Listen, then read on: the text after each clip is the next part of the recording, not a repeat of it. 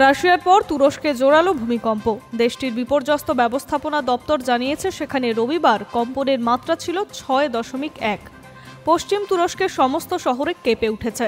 এর মধ্যে রাজধানী ইস্তানবুল এবং পর্যটকদের পছন্দের শহর ইজমিরও রয়েছে। যদিও ভূমিকম্পের ক্ষয়ক্ষতি ও মৃত্যুর বিষয়ে এখনো পর্যন্ত কোনো খবর পাওয়া যায়নি। তুরস্কের টিভি চ্যানেলগুলিতে জানানো হচ্ছে, বালিকেসির প্রদেশে বহু বাড়ি ভেঙে পড়েছে। স্থানীয় সময় সন্ধ্যে 7:53 কেঁপে ওঠে পশ্চিম তুরস্কের বিস্তীর্ণ অঞ্চল। কয়েক মিনিট পর 4.6 মাত্রার আফটার শকে কেঁপে ওঠে বহু এলাকা। এক্স্যান্ডেলে তুরস্কের রাষ্ট্রমন্ত্রক জানিয়েছে বিপর্যস্ত মোকাবিলা বাহিনী উদ্ধার কার্যে নেমে পড়েছে ইতিমধ্যেই। এখনো পর্যন্ত ভয়ঙ্কর বিপর্যয়ের খবর নেই। প্রসঙ্গত 2023 সালে ফেব্রুয়ারি মাসের স্মৃতিতে ফিরতে চায় না তুরস্ক এবং তার প্রতিবেশী দেশ সিরিয়া।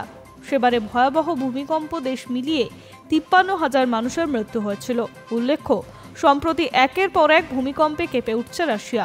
এমনকি এর জেরে সুনামি পরিস্থিতিও তৈরি হয়েছে। Hi news network.